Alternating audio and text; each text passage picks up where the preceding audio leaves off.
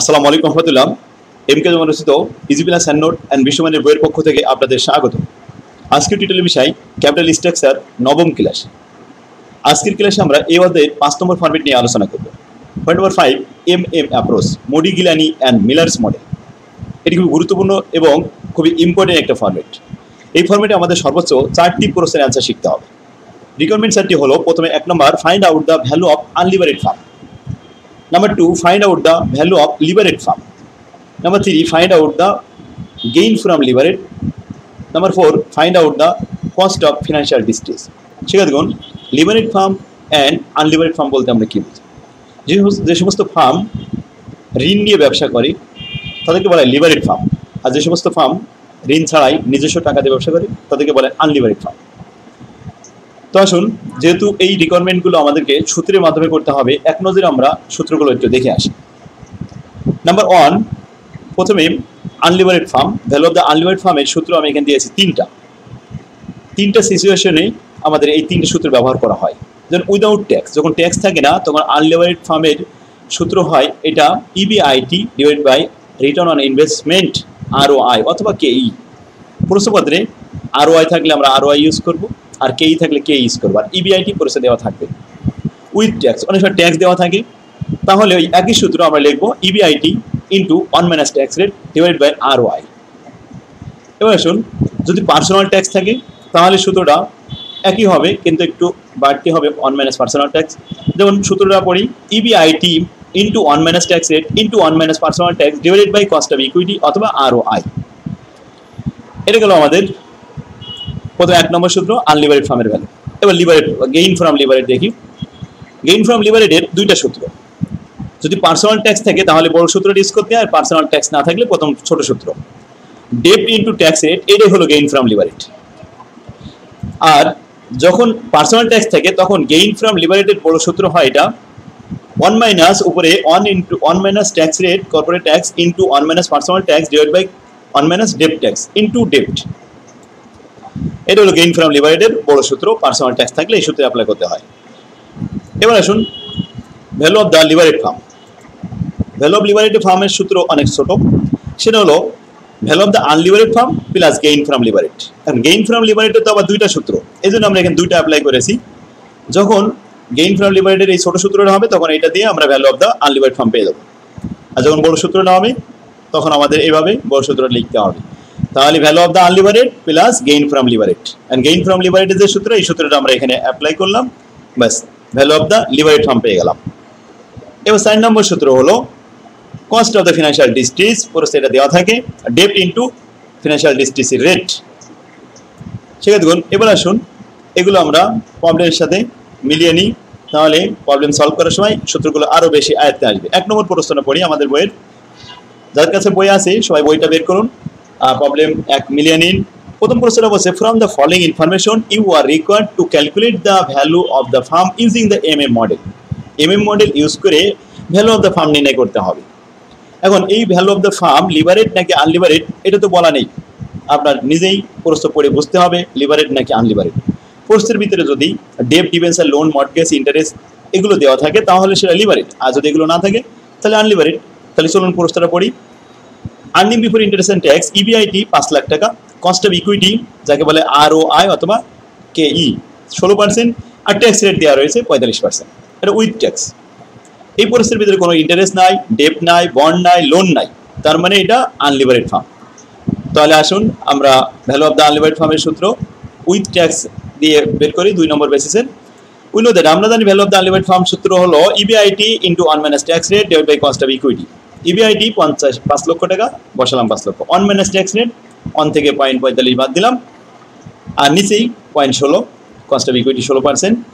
এখন প্রথম ফার্স্ট ব্র্যাকেটের কাজটা করলাম, ভিতরে 1 থেকে 0.45 চলে গেলে 0.55 থাকে, 5 লক্ষের সাথে 0.55 গুণ করলে 2,75,000 আসে, ডিভাইডেড বাই 0.16 ভাগ করলে আসে 17,18,750 টাকা। এটাই আমাদের অ্যান্সার।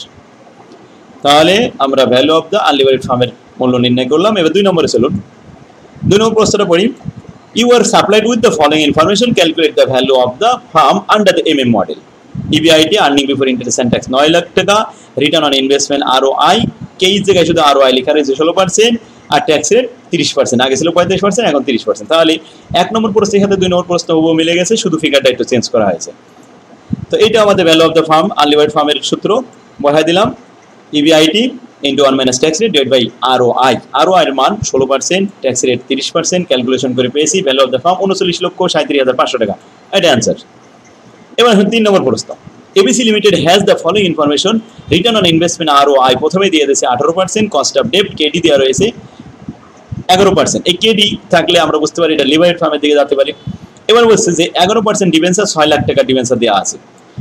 এবার আসলে value of the unlevered farm সরাসরি দিয়ে দিয়েছে 23 লাখ টাকা, রেট অফ ট্যাক্স রেট কত 42%।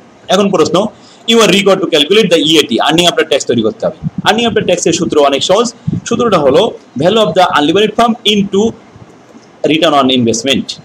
তাহলে আমরা এই সূত্রটা লিখলাম, লিখে মানটা বসালাম, 23 লাখের সাথে 18% গুণ করলাম, গুণ করলে 4,14,000 টাকা হলো। তাহলে value of the unlevered firm 23 lakh, আর রিটার্ন অন ইনভেস্টমেন্ট 18%, গুণ করলে 4,14,000 টাকা ইএটি। এবার আসুন ইবিআইটি, আমরা জানি ইবিআইটির সাথে 1 মাইনাস ট্যাক্স রেট গুণ করলে ইএটি হয়, আর ইএটি থেকে আবার যদি ইবিআইটি আমরা ফেরত নিয়ে আসতে চাই তাহলে ওই গুণটা ভাগ করতে হয়। তাহলে সূত্র হবে EAT divided by 1 minus tax rate. দেখুন যেটা গুণ করা হয়েছিল এটা এখন ভাগ করা হলো, তাহলে ইবিআইটি ফিরে আসলো। উপরে 4,14,000 টাকা, নিচে 1 মাইনাস ট্যাক্স রেট 42% বাদ দিলে 0.58 থাকে। 4,14,000-কে 0.58 দ্বারা ভাগ করলে 7,13,793 টাকা অ্যান্সার। ক্লিয়ার? লাস্ট প্রশ্ন, value of the levered farm. আমরা জানি লিভারেড ফার্মের সূত্র হলো value of the unlevered firm plus gain from লিভারেড। তাহলে value of the unlevered firm 23 lakh টাকা, gain from লিভারেড ডেপ্ট into tax rate, ডেপ্ট 6 lakh, tax rate 42%, গুণ করলে 2,52,000, অ্যান্সার শেষ। তাহলে 2 লক্ষ আর 23 লক্ষ মিলে 25,52,000, এই তো অ্যান্সার। সেখানে দেখুন খুবই সহজ, আমরা ইতিমধ্যে 3টা অঙ্ক শিখে ফেলেছি। আর এবার 4 নম্বর অঙ্ক দেখুন, ছোট একটা অঙ্ক, এটা ভ্যালু অফ দ্য আনলিভারেড ফার্মের সূত্র আর value of the levered firm, gain from levered গুণ করে দিলে হয়ে গেল। এটা আপনারা বাসায় করবেন। এরপরে 5 নম্বর আসুন, 5 নম্বরে এখানে আমাদের বলা হচ্ছে value of the unlevered firm. দেখুন প্রশ্নে বলা আছে company A and company B are identical in every respect of expect A is unlevered while the B has 10 lakh টাকা অফ দ্য ডেট। দেখুন বি তাহলে লিভারেড আর এ হচ্ছে আনলিভারেড, দুইটা কোম্পানি এখানে আউটেশন। এখন বলছে ইবিআইটি 3 লক্ষ টাকা অ্যান্ড কর্পোরেট ট্যাক্স রেট 40%। এখন equity holders required rate of the return 12%, calculate the value of the unlevered firm. তো আনলিভারেড ফার্ম যেটা এ, এটার মান বের করব। তো আনলিভারেড ফার্মের সূত্র আমরা জানি EBIT 1 minus tax rate divided by K. K এর মান আমাদের এখানে দেওয়া আছে কত 12%, আর 1 মাইনাস ট্যাক্স রেট 40%, 0.40 বাদ দিলে 0.6 থেকে যায়। ইবিআইটি তো 3 লাখ, 3 লাখের সাথে 0.6 গুণ করলে 318, 1,80,000-কে 0.12 দ্বারা ভাগ করলে 15 লক্ষ টাকা অ্যান্সার। গেইন ফ্রম লিভারেড, লিভারেড আছে আমাদের এখানে 10 লক্ষ, তার সাথে ট্যাক্স রেট গুণ করতে হবে, 10 লক্ষের সাথে ট্যাক্স রেট গুণ করলে 4 লক্ষ টাকা, এটাই হলো গেইন ফ্রম লিভারেড। এখন value of the levered firm, value of the unlevered plus ডেপ্ট ইন্টু ট্যাক্স রেট। আনলিভারেডের ভ্যালু হচ্ছে 15 লাখ, আর ডেপ্ট আছে 10 লাখের সাথে ট্যাক্স রেট গুণ করলাম 4 লাখ, 4 লাখ আর 15 লাখ মিলে 19 লাখ, এটাই হলো value of the levered farm. সেটা দেখুন আশা করি বুঝতে পারছেন। এরপরে আসুন 6 নম্বর, 6 নম্বরে একই অবস্থা, এখানে দুইটা কোম্পানি। তো এটা লিভারেড আনলিভারেড ফার্মের ভ্যালুর সাথে ডেপ্ট ইন্টু ট্যাক্স রেট গুণ করলে বাস হয়ে গেল লিভারেড ফার্মের ভ্যালু। তো এটা পারবেন। এরপরে আসুন একটা 7 নম্বরে চলে যাই। 6 নম্বর 5 নম্বর আপনারা এটা বাসায় করবেন। এখন প্রত্যেকটা অঙ্ক খাতায় উঠাবেন আমার বই থেকে। আমি এরপরে এখান থেকে আমরা কমপক্ষে 10টা অঙ্ক আজকে করব। দেখুন you are supplied with the following information, calculate the value of the firm under the MM model. এখন হচ্ছে earning before interest and tax EBIT 8 lakh টাকা, রিটার্ন অন ইনভেস্টমেন্ট আরওআই অথবা কে এর মান 15%, ট্যাক্স রেট দিয়ে আছে 50%। ছোট একটা অঙ্ক, ভ্যালু অফ দ্য আনলিভারেড ফার্মের সূত্র EBIT into 1 minus tax rate divide by return on investment 15%, tax rate 50%। Calculation করলে এখানে আসে 0.50 দিয়ে গুণ করলে 4 লাখ করে 0.15 দিয়ে ভাগ করলে 26,66,667 টাকা, বাস অঙ্ক শেষ। 8 নম্বর অঙ্কে আসুন, অনেক সহজ একটা ইম্পর্টেন্ট অঙ্ক, এটা আসছে 13 সালে। Following information are available for firm L তে লিভারেড অ্যান্ড ইউতে আনলিভারেড। এল হলো লিভারেড ফার্ম, ইউতে আনলিভারেড ফার্ম। ইবিআইটি দেওয়া রয়েছে 2 লক্ষ বি দুটোই, ডেপ্ট আছে প্রথমটাই লিভারেড ফার্মে 7 লাখ টাকা, আনলিভারেডে নেই, কস্ট অফ ইকুইটি আনলিভারেডে দেওয়া হয়েছে। কর্পোরেট ট্যাক্স দুইটাই দেওয়া আছে, পার্সোনাল ট্যাক্স দেওয়া আছে, ইন্টারেস্ট ট্যাক্স দেওয়া আছে। দেখুন পার্সোনাল ট্যাক্স দেওয়া থাকলে আমাদের গেইন ফ্রম লিভারেড একটু বড় সূত্র হবে। কস্ট অফ ফিনান্সিয়াল ডিস্ট্রিস এখানে দেওয়া আছে, ইম্পর্টেন্ট অঙ্ক একটা। প্রথম প্রশ্ন value of the unlevered firm. সূত্র হলো EBIT 1 minus tax rate into 1 minus personal tax divide by cost of equity. এখন ইবিআইটি তো 2,20,000, 1 minus tax rate into 1 minus personal tax 22% আছে, আর ট্যাক্স রেট তো 35%। ক্যালকুলেশন করলাম, তাহলে প্রথম ব্র্যাকেটের ভিতরে 1 থেকে 0.35 চলে গেলে 0.65 থাকে, আর ইন্টু পরে 1 থেকে 0.22 চলে গেলে 0.78 থাকে। এবার সবগুলো আমরা গুণ করে নিলাম, উপরে গুণ করে নিয়ে 0.22 দ্বারা ভাগ করলে 5,07,000 টাকা অ্যান্সার শেষ। 1 নম্বর প্রশ্ন হয়ে গেল। গেইন ফ্রম লিভারেজ সূত্র হচ্ছে, যেহেতু পার্সোনাল ট্যাক্স আছে তাহলে বড় সূত্রটা ইউজ করতে হবে, 1 মাইনাস উপরে অংশে 1 minus tax rate into 1 minus personal tax divided by 1 minus ডেপ্ট tax into ডেপ্ট। ডেপ্ট কিন্তু 7 লাখ টাকা দেওয়া আছে। এখন আসুন 7 লাখ টাকা আমি বাইরে লিখলাম, আর এখানে আমরা কর্পোরেট ট্যাক্স 35% লিখলাম ব্র্যাকেটে, দ্বিতীয় ব্র্যাকেটে পার্সোনাল ট্যাক্স 0.22 লিখলাম। এখন প্রথম ব্র্যাকেটে কাজটা করলাম, 1 থেকে 0.35 চলে গেলে 0.65 থাকে, ইন্টু 1 থেকে 0.22 চলে গেলে 0.78 থাকে। উপরে গুণ করলাম, গুণ করে নিচে আছে 1 থেকে 0.22 চলে গেলে, এখানে কিন্তু ডেপ্ট ট্যাক্স 22% ছিল। ডেপ্ট ট্যাক্স বা ইন্টারেস্ট ট্যাক্স বলা হয়। এবার আমরা উপরের অংশকে নিচে 0.78 দ্বারা ভাগ করে তারপরে মাইনাস করব। মাইনাস করলে দেখি যে 0.35 আসে। 0.35 সাথে 7 লাখ গুণ করলে 2,45,000 টাকা অ্যান্সার আসে।